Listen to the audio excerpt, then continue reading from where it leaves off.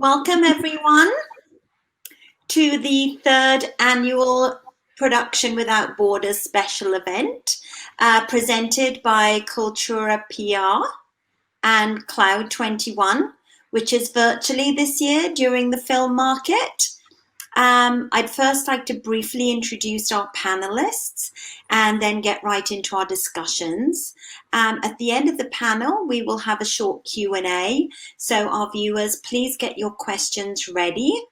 So I'd like to introduce our first panelist, Yasmin Al-Masri. Hi. Yasmin Al-Masri is an international actress and human rights advocate. Most recently, she starred in the award-winning short film Refugee, written and directed by Brand Anderson. On TV, Yasmin is also known for her work on the hit series Quantico and Crossbones. Her film work includes starring in the award-winning film Caramel by Nadine Labaki, Pomegranates and Myrrh by director Najwa Al-Najjar and Julian Schnabel's Miral, alongside Vanessa Redgrave, Haim Abbas, Frida Pinto, and William Dafoe. Welcome, Yasmin. Thank you for this introduction. Very happy to be here, very excited. Oh, we can't wait to chat with you. Me too. And I think... السعداء عن جد بهالحياة هن ناس أدركوا إنه الحزن لا بيقدم ولا بيأخر. مشان هيك خلونا ننبسط. نحن مع بعض ونحن بدي نكون نحن الفخير.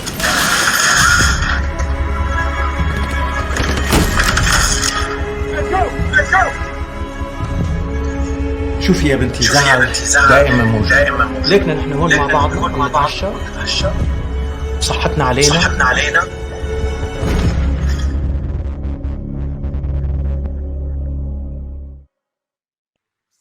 Wow, that was amazing. Looks great. Our next panelist is Larry Kasanoff, Chairman, CEO of Threshold Entertainment and producer on some of the film world's most successful action movies, including some of my favorites, Mortal Kombat, Terminator 2, and I love True Lies. So Larry also makes hit animated films, including Lego Clutch Powers, Lego Star Wars, and develops theme park rides for franchises Marvel Superheroes 4D, Amazing Adventures of Spider-Man. Larry's latest project, the Universal Pictures animated film Bobbleheads, the movie, starring Cher, is the first CGI movie finished during the pandemic and debuts on December the 8th. Hi, Larry. Hi, how are you? Good. So happy to have you. We're going to watch a little trailer, I think. Good. Unbelievable. You're playing at a time like this? When the family's gone, Our humans have gone AWOL! Why are we standing here? the bobbleheads are on. Let's not let our prototypes give us a big head. Oops, too late. Hiya! Meet Ikioi, Help me! Kalani, Deuce, and Purbles. I'm done residing with inferiors. With guest star Cher Hey, Bubbles, how's it going? in a brand new adventure. Anybody home? They're attempting to penetrate the perimeter. The key. Stand back. I'll extinguish them. Take that, intruders. With two uninvited guests, Ooh la la. Certainly beats living in a cramped double wide. time to shake things up. Stop that bubbling! Earl, Lord made dirt, it don't hurt. Binky, Trey Magnifique. It's our duty to defend the house. let's go team. Yeah! This thing's safe. They're cool, Absolutely not. Well, looky here. they're courageous, they're collectible.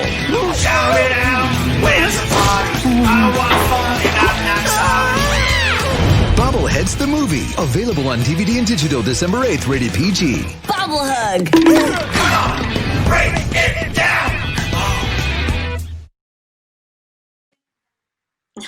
That looks so much fun. I love it. I can't wait to see that. That's great. All right. And now I'd like to introduce Christina Rose, all the way from Germany. Christina is an American-German director, producer, and screenwriter, and is part of the new Hollyworld movement, bringing entertainment to the global world. She has worked in North America, Europe, Africa, and Asia. Together with her brother Michael, she co-founded Mirror Water Entertainment.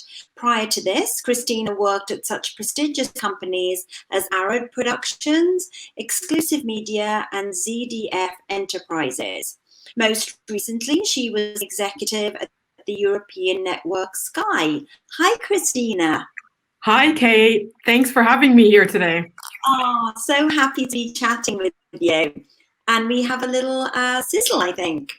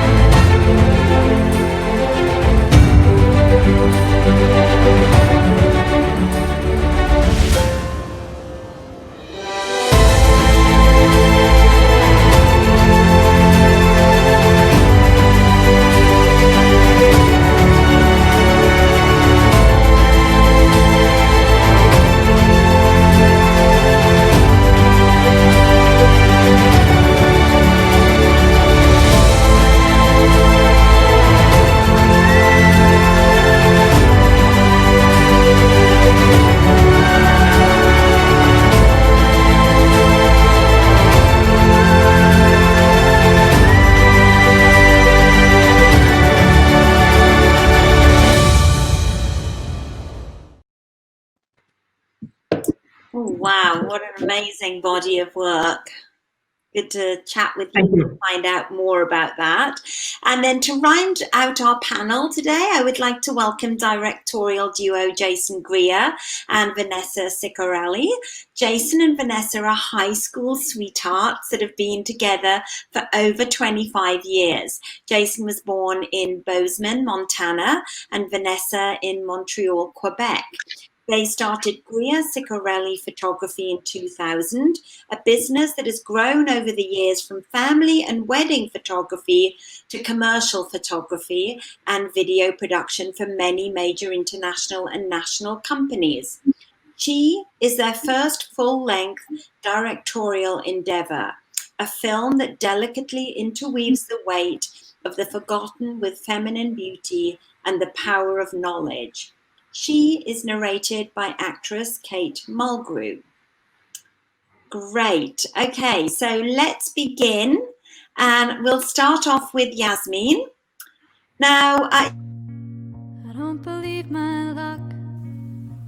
There's a lot of people who write about crime. There's a lot of people who write about serial killers. There's a lot of podcasts about criminals. Everyone's sort of fascinated about what they're doing and what they're up to. I saw that coward run. There's not a lot being produced that centers sort of the victim's story and talks about what they're going through. And so I thought it was important as a writer to sort of center that through my writing. And with that comes a huge burden, but I'd rather hear their stories than about what happened to a serial killer, or why a serial killer did what they did, or why an abuser did what they did. Like, that's not really important to me. I heard a gun go off, the morning sun. I don't believe my heart, it has done me wrong. The voice inside my head says run. My name's Amy Baker. I'm a writer and I'm a poet. And I'm someone who became obsessed with telling the stories of missing women and what happened to them. Do you believe me now?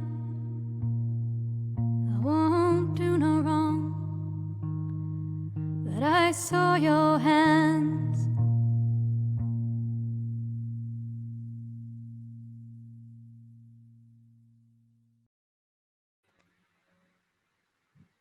Wow, that's amazing. Looks amazing. Oof. Anyway, so let's begin. My first question is for Yasmin. You have worked on many US and international projects in both film and TV. What are some of the differences in working in the US and abroad? The difference, I think, is dictated by budgetary means rather than content. Because honestly, I've never felt that stories coming from Hollywood are better in content than stories that are made in Jordan or Lebanon or Egypt. Stories are stories. It's really, the difference is in the capacities that Hollywood have in producing. Hollywood is another world. It's a big machine in terms of technicians, in terms of, it could start with the people who are making your sandwich on set, ending with the executive producers taking care of every detail, being on time with scheduling. A Hollywood production works like a clock, when you work when you're shooting like Caramel, when we shot it in Lebanon, it was the first movie to be made after the war, and I think they started with like $500,000. Everybody was working overtime. I don't think anybody was paid for doing so. We worked nonstop. We were tired. We didn't know if we were breaking on time for lunch. We didn't know if we were having our 12-hour turnover. Really, it was. I worked on completely different sets, and it's always the machine behind the budget that was the difference for me. Everything else is there. Europe is kind of in the middle. Of course, you have the discipline and you have the financing, but in Europe we give more power, if you want, to the writer and to the director rather than the producer. And we tend to care about the intellectual, the content behind the script, rather than how are we executing this in terms of production and distribution. So really, they are completely three different worlds. It would take me hours to explain the difference, but it taught me a lot. It made me the flexible performer that I am today. That's great. Yeah. And do you have a preference? I think a mix of the three is the future. Absolutely. For me as a performer, there are amazing stuff that you get on a Hollywood set as an actor so that you could focus on your performance and do your best job. And these things come from experience, from the fact that Hollywood has been doing this for years. And if I really use what I learned working in these three different cultures, I think that's what we're doing today, right? Producing Beyond Borders. I think we're trying to learn from working in these extremely different climates and move to the future all together with wisdom that's learned from these experiences. I think there's definitely space to learn and to combine all the good stuff together and move forward together. That's great. Awesome. Right, one for Larry now. Can you tell us about your new movie, Bobbleheads, the movie, and how you made it using a global network? Sure. Bobbleheads is a CGI animated movie that I produced, directed by Kirk Wise, who directed Beauty and the Beast, executive produced by Jimmy Iyer, who did Dirty Dancing, with a great, starring bobblehead Cher and a great cast. And what's interesting is when we started the movie before the pandemic, we worked with Microsoft and NVIDIA, and they gave us new technology, enabling us to build and to test a worldwide production network based on Azure, which is Microsoft's cloud technology, and using rendering on, without getting too technical, on NVIDIA GPUs. In other words, it was the first time we tried to render on the fastest way possible, enabling the best look possible but using a worldwide network. And as such, the movie was made in Los Angeles, Kathmandu, Calcutta, Delhi, and Mumbai. And it was fantastic. And then when the pandemic hit and all these people were getting shut down, as were we still managed to come in on time and on budget on a beautiful movie because it all worked. And it really showed us that the theory that, like Yasmin just talked about worldwide production is now a reality.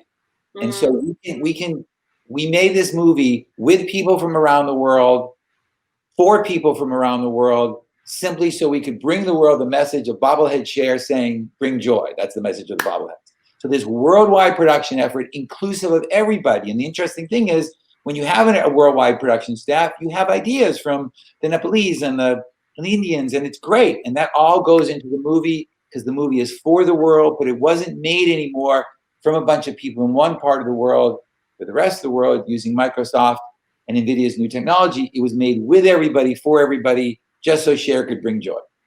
Oh, that's amazing. Yeah, and I hope that moving forward, there'll be definitely a lot more international and diverse voices that we can see on the screen, right? Absolutely. So here's a question for Christina. How did you come up with the idea for your project titled Wonder Woman? And can you tell us a bit more about it? What prompted you to look into this topic? And where do you currently stand with this project? Absolutely. Wonder Woman is a documentary series about women in leadership positions in underrepresented industries from all over the world. So the original idea kind of came from my cousin who happened to visit my brother, and she had mentioned about women in the fishing industry and that they haven't really been featured. And so my brother told me about it, and we were just like, oh, this is something we should pursue. But then we realized we needed to go a little bit bigger and decided we needed to include women in industries from all over the world and where there was an underrepresentation. We kind of defined underrepresented at 15%, so 15% or less. So what we did is we really took a deep dive and researching all of these different industries, from the fishing industry to race car driving. We're featuring a baseball player from Puerto Rico who for the first time played in the men's league, and that has never happened. For those people who know baseball, Puerto Rico, that's kind of their thing, that's their livelihood. And we're featuring a musical conductor who's originally from Shanghai but grew up in New Zealand. So we just realized there's a lot of these powerful women doing amazing things all over the world, and really facing these different challenges in their industries and powering through and inspiring other up-and-coming young girls. And we really wanted to be able to share that in our documentary series. We were, unfortunately, we just finished with 4 episodes. It's supposed to have 6, so we had to take a quick pause, but we're going to go up and running here pretty soon, just because the fact that we're doing a very global series on all of it. So hopefully we can finish up the last 2 episodes very soon. Oh, fantastic. I'm looking forward to seeing that. It'd be great to see some women in, roles that we're not traditional, So that's great. Thank you. So a question for Jason and Vanessa. What do you think makes this documentary different than others on this subject? Well, we like to think that the difference with our documentary that makes it different is that we're focusing on the victims in these cases. So a lot of documentaries focus on the abuser. So like there's so many documentaries out there about Ted Bundy and talking about why he did the things he did. And we really end up losing focus on the importance of the women here, the women that go missing and the women that are murdered or raped. All of these things happen around them, yet we're obsessed with finding out why, and kind of almost obsessing over these men that do these things to them, when really with ours, we are not going to mention these people at all, and we're only going to focus on the women that are missing, or the Do you want to take over? Yeah. The women that are either missing or have been involved in these crimes. It really is about them and honoring the memory of them and not the abusers. Exactly. Yeah, which is a different take, right? Because it always normally focuses on, the person that's doing the abuse. So that's a nice change to see that, So looking forward to hearing more about that. So back to Yasmin. Can you tell us about your work in the powerful short film Refugee and what its message meant to you personally? What I love about Refugee is the fact that we were able to tell the story of a Syrian woman who is a doctor, a mother, who is trying to cross the ocean with her daughter from this very small, life, if I can say. Every woman and man can identify and can project. Every mother, every sister, every person who has a loved one and who have to save them. I think that was the special thing for me about playing Amira. It's a short film that was made with a lot of love. It was based on Brant Anderson's 10 years of work with refugees in Syria. And Brant wrote this project when he was on an airplane flying back home with tears, wondering what he can do to change things. There are more and more refugees around the world today, whether for political reasons or environmental crises, economical. There are more and more people who need us to tell this kind of stories, and we're still kind of learning how to do so. So for me, someone like Brant, who's this big-time producer in Hollywood, sitting on his seat on an airplane wondering, what can I do from my perspective? And I think everybody around the world today is asking themselves this question with the pandemic, with the human rights causes breaking out everywhere. What can we do? So for me, my work started once Brant decided to do his part, which is write the story and decide to tell it. And then I came in as an actor. That's what makes it special for me. It's everybody who worked on this movie used what they know what to do best in order to honor something that's greater than themselves, whether on the production level, writing level, directing level, performing level. We shot it here in Los Angeles. Nobody believed it. People thought it was in Syria or Jordan, We shot it in Malibu and in places, different places in California. We called every Syrian person we knew. Our DP is German. Our music guys are Armenian, American. We have a French actor. We have me, Miss Diversity. Everybody on the short film came from a corner around the world also. We weren't there because our only entitlement to making this movie is the fact that we believed this woman had the right to tell her story. And I could go on for hours, stop me. Well, it's beautiful to see, these stories now being told from a different point of view, the women, more women's stories, more diverse stories. It's like what Jason and Vanessa just said, right? Yeah. Give the platform to the other side of it. Exactly. We have been so used to giving the microphone to a certain kind of character, and now we're kind of switching the perspective.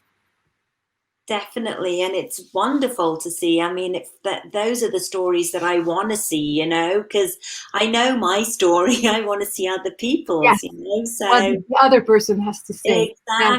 Exactly. So I'm excited to, look at that. And where can we see that? Well, I think Brant is negotiating a distribution deal at the moment, and Refugee is a part of a feature film. And at the moment, I think also Brant is rethinking how we can adjust the feature into being told on a mainstream platform that would tell Amira's story and many other stories also. I feel that Refugee is gonna become a movement, a way of telling many stories that are like it, because people loved it, and we feel that there's more to do. Oh, I hope so. I hope so indeed. So looking forward to that. So Larry, do you think you'll continue to use the kind of network after the pandemic? And is there any going back to the old ways? Not for me. I don't think any going back. I think we set out to do this not because of the pandemic, but it helped enormously because of it. We also survived when at some points we shut down because of the pandemic and moved everything remotely. And then in Calcutta and Delhi, there were cyclones. In Mumbai, there were cyclones. So we had to survive all that. No, I don't think there's going back. We're actually thinking now, we just finished a few weeks ago, of really profound changes we're making in the way we do it in our operation, because the whole notion that you can include the whole world to make movies for the world and work so smoothly, I think changes everything. So no, there's no going back for us. This is the future. Oh, great. That's good to hear as well, especially for, people that are interested in doing more co-productions overseas as well, and obviously at the AFM here, that's a great networking. I think the future of our world is worldwide productions that are made from the world to the world. Technology not only allows us to make movies with people from all over the world, it allows us to distribute movies from all over the world. So we can all get product into India and Indonesia and China and South America, places we couldn't before. So no, to me, this is the future. Oh, fantastic. Christina, what factors do you consider when you select projects to work on, and what qualities are important to Mirror Water Entertainment? Well, just to kind of bounce off of what Larry just said, what we try to do too is kind of focus and develop and create content that has a global and international appeal. And we do so by working also in all of these international places. Like you've mentioned early on, I've been to Africa, I've worked in India, I've worked in various places in Europe, and there's a lot of very hidden treasures when it comes to content, to stories that haven't really been found, and we try to look for that. That are somehow rooted in a country but have a global appeal. We also look at kind of our based on or inspired by stories. I always kind of give Chernobyl as an example, because we've all heard of what had happened in Chernobyl, but we didn't know the detail. And that miniseries, which was really greatly done, basically shows that. So we've developed a story or a mini series based on a book by Tom Davis called Conclave, which he had researched based on the kind of controversial election of Pope Paul II, who was the first non-Italian pope ever elected in the history of the Catholic Church. And so he developed and created and wrote this nice thriller suspense drama that kind of tells a story from the perspective of the CIA and the KGB as they try to influence this election. We have another Cold War type of story that is rooted in Germany about the prisoner exchange program between East and West Germany. A lot of people don't know that one of the reasons why East Germany was able to exist as long as it did was because the West German government was paying so much money to buy out prisoners who were trying to escape the East. And so again, it's based on the book. It's true characters. This actually happened, and we're looking at that story from the point of view of those negotiating these deals and the victims who try to escape, but they didn't make it and they get bought out. But certainly there are consequences of having to be in prison with really killers and these people who were just trying to seek a better life in the West. They were being treated worse than those who actually killed people. So again, it's a fascinating story, which we're developing with Echo Rights. So it's kind of those types of stories that we really try to focus on. Oh, wow, that sounds very exciting. And yeah, I love those kind of, based on true stories. They're so fascinating. So looking forward to seeing more about that as well down the track. So Jason and Vanessa, what inspired you to tackle such an important topic? And how did you meet Amy Baker?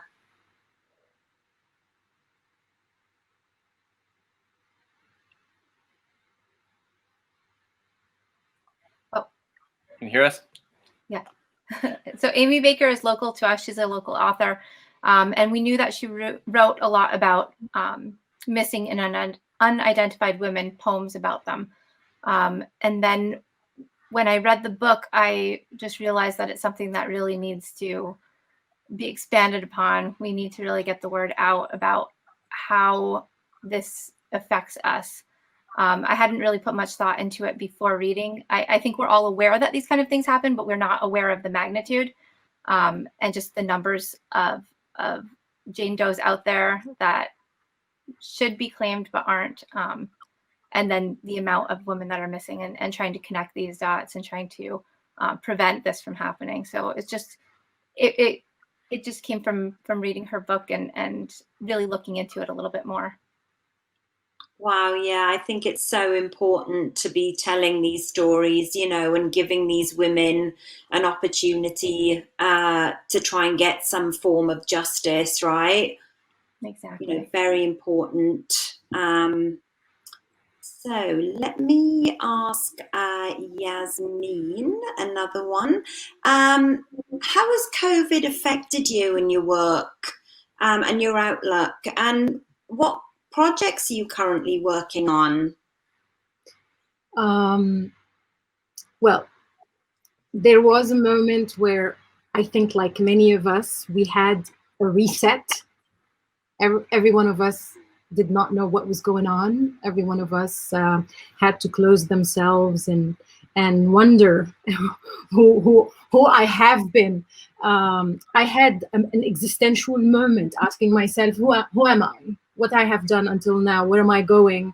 You know, what is normal? What's not normal? There was a moment where, honestly, I didn't have a lot of answers. I had a lot of questions and doubt and fear, but I reached a level where I had to be honest with myself about who I am, what I like, what I don't like, and I had to work hard. There is no way around being honest with oneself with this pandemic. And the most amazing things started happening when I just broke all these barriers between me and myself. Because where are you gonna run away from yourself? You're gonna go to the restroom, and then the kitchen, and then back to the living room, and then your bedroom. And there's a moment when things get clear and you start doing small actions that actually make you start being present in your body and present in your life and present with the people you love, those who mean something to you. This pushed me to creating my own company, which is something that I never thought I would do during a pandemic. It made me start writing.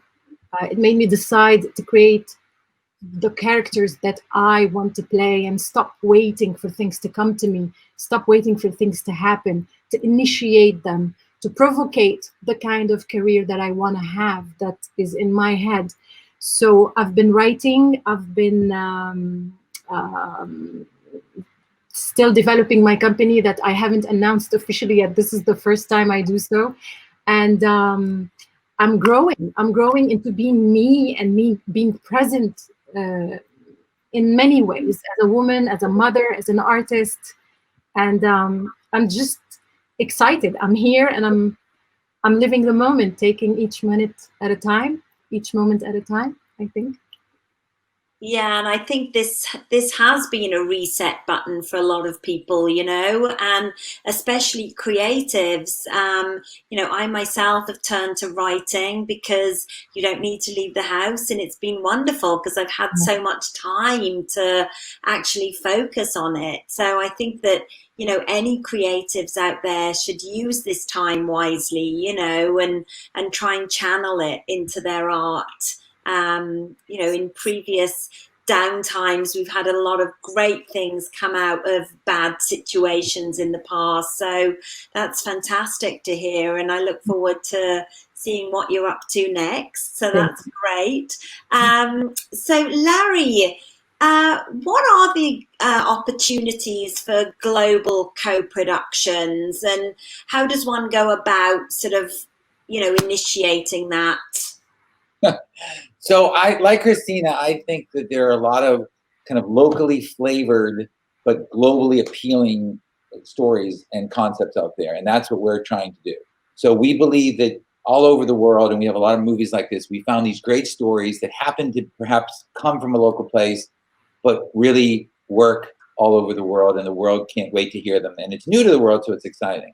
The challenge is actually doing all this and merging everybody, because people are, set in their ways. If you try and make a co-production between India and the United States, India's been around for hundreds of thousands of years, and there's a lot of cultural barriers that people want to, but you have to ease everyone into the notion of being open to hearing about all these other things. I think eventually it stops being an Indian actor, a US actor, a Chinese actor, and it's just an actor and a story. So the opportunity is there are tons of stories, and technology allows us to do it. The challenge is just sort of getting everyone to really actually work together and contribute their culture, but accept others. It's like being the United Nations of movies.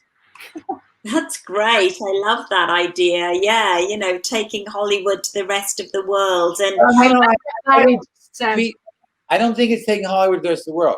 I think it's making the whole world come together to produce movies. I think we have something to contribute, and everyone else has something to contribute. I don't think it's us puppeteering the rest of the world. I do not look at it that way at all. I think that's how you get into mistakes, because you say, oh, we know and they don't. No.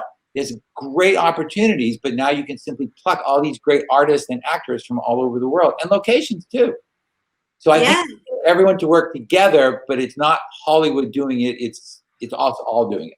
Right. Yeah, that's a great way to look at it, actually, because there are so many amazing filmmakers out there, and obviously I go to a lot of film festivals, and to see those international films is just amazing. I think that are out there. I travel a lot, and so many times, even right before the pandemic, you have the experience when you go to some incredible location, you go, I can't believe this hasn't been in a film. We're going to shoot something when this is over in Uzbekistan, and Uzbekistan is amazing and beautiful and incredible, and these locations have never been in a Western film. So it's a great opportunity. It's exciting. That's great. Yeah, looking forward to that as well. So, Christina, so what is next for MWE, and what can we expect to see for the coming year, 2021? Well, over the whole COVID lockdown time, we developed a documentary series. Actually, Lonnie Evans did this. Lonnie Evans used to actually work in the music industry for Prince and Justin Bieber, and she developed this idea called Ingenious, which is talks kind of about the spirit of innovation, again, from all over the world, and focus on areas that are very, very remote, that have little resources, but do amazing things. We have an Indian teenager who basically found an algorithm to reduce AIDS in his community. We have a woman in Malawi who basically is teaching kids to turn toys from trash. We have a girl who basically created this phone charger with a bicycle. So it's looking at these innovations that have, again, little resources. They don't have a lot of technology available to them, but they have real problems. They have problems to survive. They have problems to keep up in the world and just manage their day-to-day struggles. And but it's also looking at kind of the Aboriginals in Australia who are fighting fire with fire, because as a lot of people might still remember, there were these bushfires last year in Australia. But how are we going to beat those? How are we going to make sure that that doesn't happen? And so we look at the natives of Australia who've had this knowledge for centuries, really, and it's amazing, because I think a lot of people don't know about this, and Lonnie as a host takes us through this from her adventure spirit, and so we're really excited to hit the ground running next year, and get it to everywhere in the world, so to say. Oh, that sounds great. Yeah, I think looking back into the past can definitely help us, possibly create a better future, right? So that's great. So Jason and Vanessa, what have been some of the challenges in making this film, and what inspires you in your work? some of the challenges that we've had are we're trying to catch a lot of historical pieces of film or photos, newspaper articles, things like that to go along with these cases. We're trying not to do any recreations or very few recreations. We're trying to keep everything as true to the story and the time period as possible. A lot of the historical societies, museums, places like that we use to get those reference materials from have been closed or limited staff. So that's been due to COVID. Due to COVID, yeah. Yes. So that's been a big struggle. Also, just some of the B-roll and the social person-to-person things that we need to get for the film. But on the other side, it's been good for us in ways, kind of like we are doing Zoom meetings like this. We actually had Raven Goodwin record the poems for the film in a recording studio in Atlanta, Georgia, and we Zoomed in and we directed her and we did the whole thing at a distance. It was a live recording. We got it all done, and in that way, the technology that we have now is it's opened up doors that we wouldn't have had before, and they really hasn't stopped us during the COVID times right now. Slowed us, but didn't stop us. Yeah.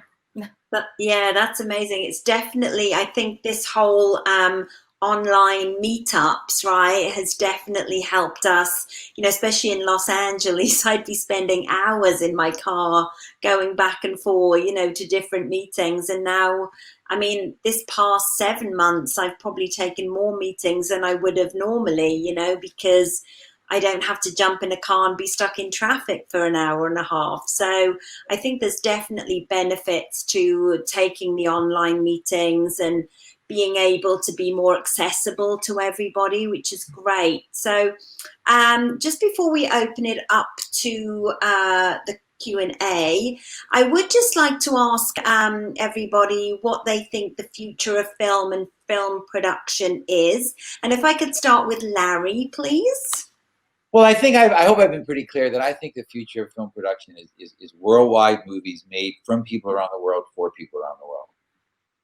Yeah, and I mean, in terms of the cinema experience, do you see that coming back, or do you think it'll be more streaming? I think that the second, and hopefully we got good news about a vaccine yesterday, I think the second this is over, movie theaters will come roaring back like a dam unleashed. I think people are dying to go out. You have to look at it in perspective. I mean, this, there was a flu 100 years ago, and the Spanish flu and what followed were 10 years of the Roaring 20s. So I think entertainment will come raging back. People will just be dying to go out, and streaming will happen. If you look at every advent of every new distribution technology, from color pictures to talking pictures to TV to home video to streaming, it all just makes the pie bigger. It never eradicates the other one. Radio's doing great. Podcasts are doing great. Maybe the slices get smaller, but the pie gets bigger. So streaming will be around the world. Theaters will be around the world. I think it'll all come roaring back. And in a year from now, we almost won't even remember this. Oh, that's great to hear. Yeah, I really am very positive about that too. And I really hope that, there's absolutely nothing like watching a movie on the big screen for me. It's just amazing.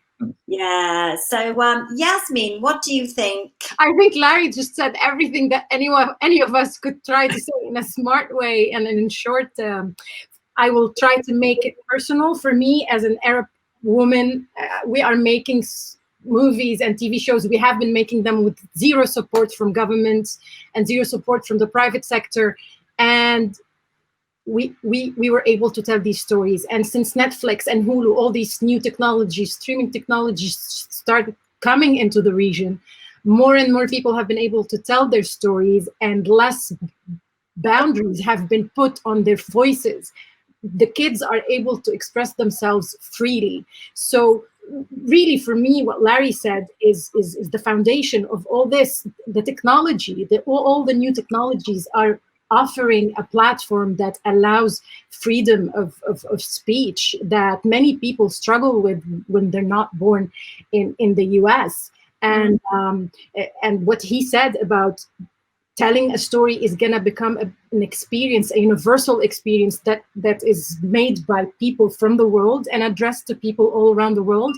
And I don't think new technologies should make any movie theater feel bad about themselves, because I don't think we go to the movies because of the technology. We go to the movies to take a moment with ourselves where we put our bodies in a certain position, sit down, and we are ready to be influenced, and we are ready to feel things, whether we do it with friends, family, or alone. I don't think anything can compete with that. Again, we will just have more choices and more platforms to enjoy, more stories. Of course, there will be more competition, but this will only make for better stories to tell. Oh, absolutely. I feel a golden age of content creation coming upon us as well. So I'm excited to be getting back into that, you know. So Christina, what are your thoughts? Well, I honestly, I think, again, like Jasmine just said, Larry said it all, and I agree. There are more opportunities now than there have ever been.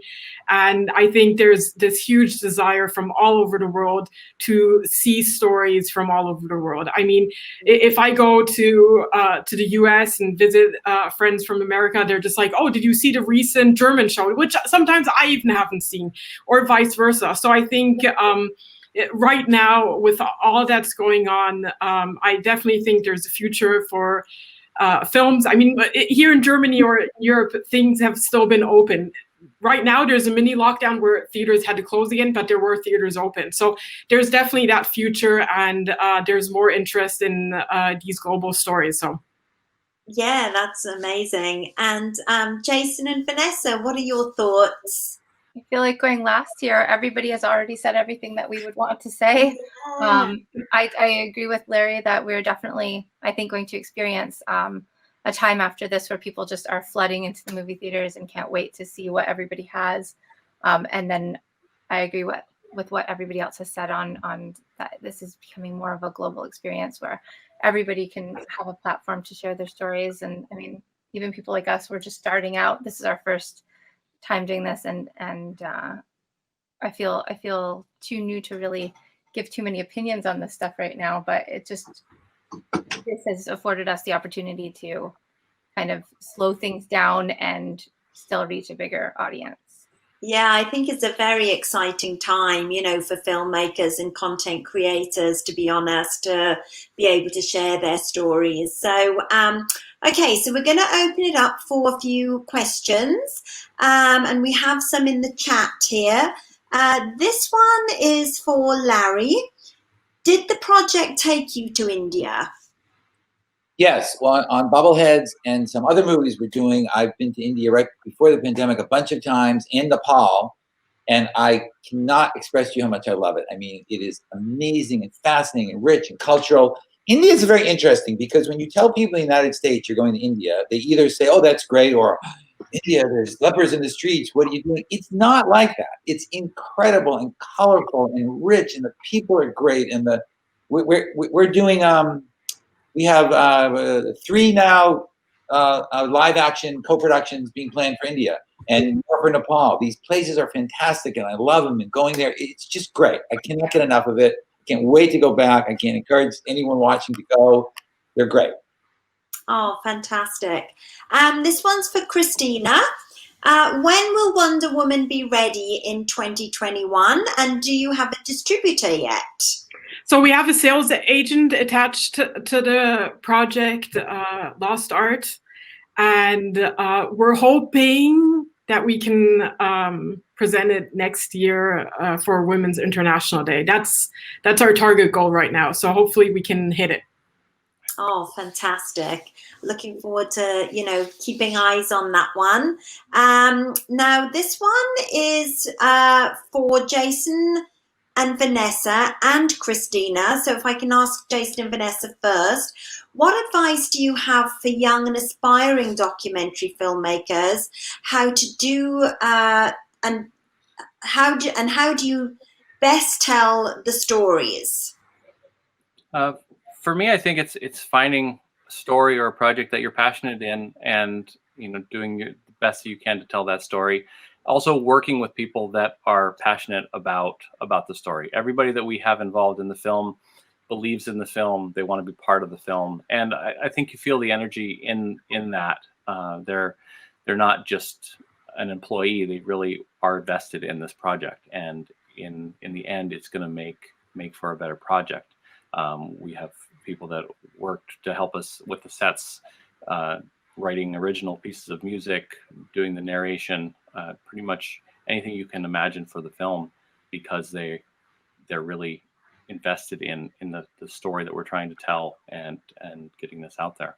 And I think also, to a point, it's just actually getting the courage to just get it started. I think it's one of those things we talked about forever before actually doing it. And I think sometimes you get this idea in your head that you want to put something out that's immediately perfect. And I think it's better to just get something started. I guess what's that expression? Done is better than perfect. And I think in this case too, we can polish it up later, but the main thing was just getting in there and getting going with it.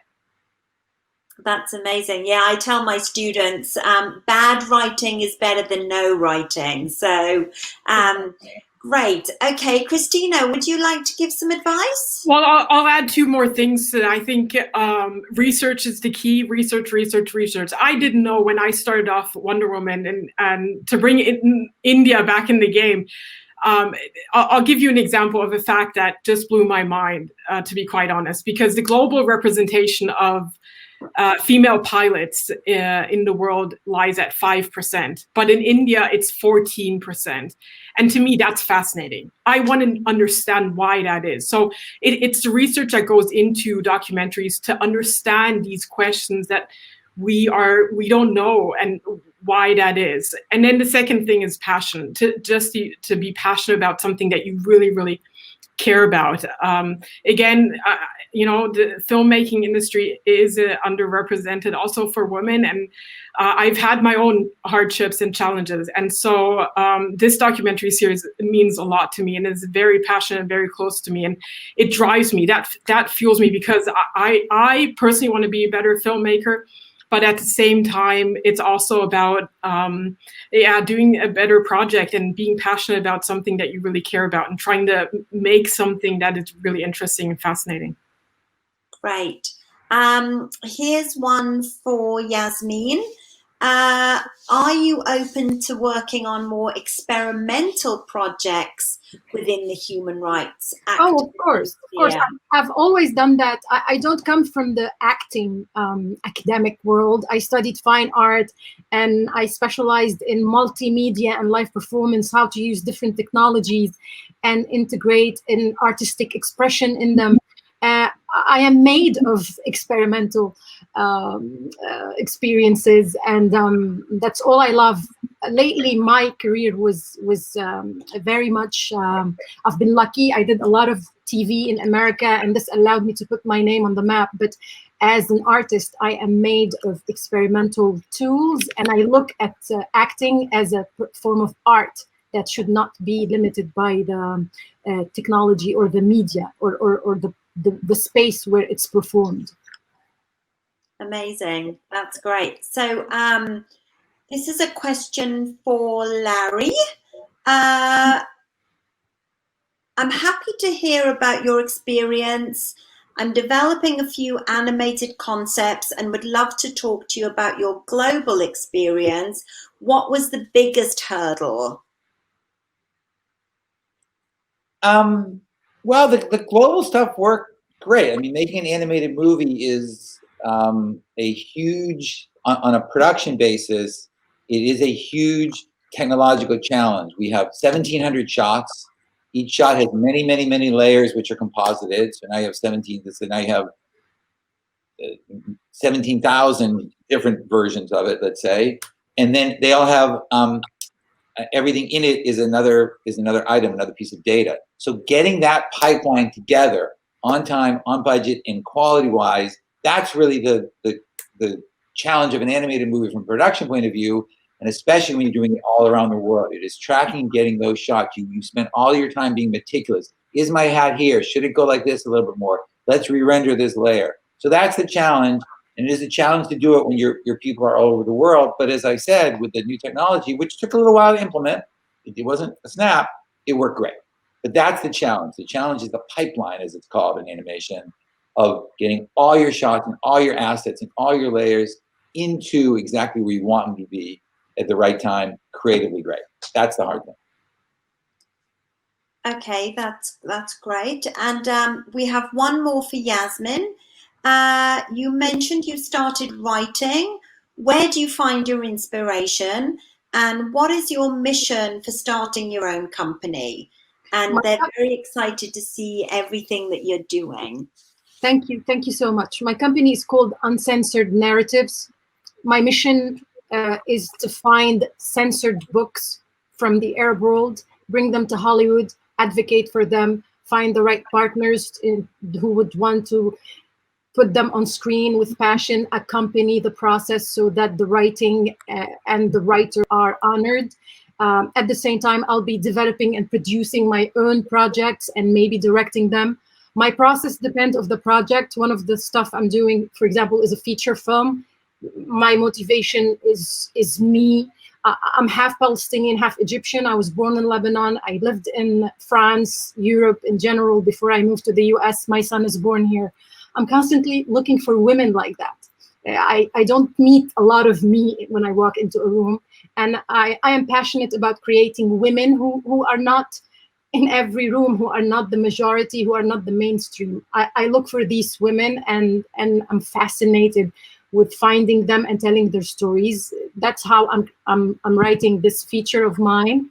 There's a documentary I'm working on that I may direct. It's about, so a group of young girls came to me and asked me if I want to talk about honor killing, especially in relation to Islam. I dig deeper within myself. Why would I care about talking this subject in 2020? We already made so many documentaries about that. And I told the girls, how can we talk about women issues today in 2020 in a way that hasn't been done before? And then we found ourselves digging deeper into what does it mean to be a woman and what's a woman's body relationship with pain and how is this connected to her gender. And what's the world relation, what's men's responsibility in that, what's society's responsibility in that, rather than just religion. It made me want to open the picture, and now it's mainly research, as we were just talking about documentaries. What's driving the process now is researching, also a point of view. I have a very, I don't think you can tell a story without a personal opinion of what this is to you. For me, I'm looking at all this through dancing, because I used to be a dancer. So I'm going to be telling my story through that angle, the body, the performer, the dancer. So every project kind of dictates my process. That's fascinating. Yeah, and to bring, elements of your own story in there as well, which is just so wonderful. I'm just seeing, do we have time for one more, or are we okay? We've got one more. So this is kind of to the group, I guess. Any tips on how US writers can write freelance or staff episodes of series developed and produced internationally? Does anyone have experience there? I would say definitely look into the production companies that have created content that is international, that you've enjoyed looking and watching. And, doing cold calls or sending out emails, it's all about networking in that sense. I mean, I can say we at MWE, we're always open to hear about new up and coming writers or writers that, want to work in the international field, just because it's if you have something to tell and a story to share, and maybe you even as a US writer have some sort of international experience that you can bring along, I think that always helps. It's great. I have something to suggest. Yeah. Lately, some people have been sending me emails through Slate. Because a friend of mine attached me to a script of theirs, and then Slate sent me these emails about writers who have projects. And Slate sends you these like few lines about a project, and I'm always reading. Everybody is always reading, even if they pretend that they are not aware that you're contacting them. My advice is look for platforms like Slate, platforms that connect people together beyond the agent and the manager and the whole bureaucratic thing. Jump beyond that. Find these new platforms. They exist today, and more are in the make. Find them to pitch your story, because everybody would pay you for a good story. Everybody needs you. It's not the opposite way around. When you have a good story, they need you. You don't need them. So work on the story, and just, even if you make a video of yourself pitching your story and put it on social media and YouTube, someone is gonna pick up on it. Someone is gonna write a comment and send it to someone that they know. I don't think the how to get your story to the right people is the problem. The problem is, how do you get your best story written? Yeah, great advice there, Yasmeen. Larry, did you want to say anything on that? I think what Yasmeen and Christina said is great. You just Yeah. persistent. But the only thing I'll add is never, ever, ever, ever, ever give up. Just be persistent, and never give up. Right. Yeah. I don't know if any of you all have seen this, but I just watched The Queen's Gambit. That story was optioned for like 30 years ago. And, you know, now it's coming to screen, right? So sometimes the journey can be long, but it's worth hanging in there. And, you know, look how successful that's been. So, well, without further ado, I hate to say goodbye to everyone, because we've had such a lovely conversation today, and I'd just like to thank everyone for the great panel, and thank you also to the panel producers, Nicole Mouge and Gotham Chandra, and we hope to meet again next year, hopefully in person in Santa Monica at the AFM. So everyone stay safe, and thank you so much. Thanks, everyone. Thank you.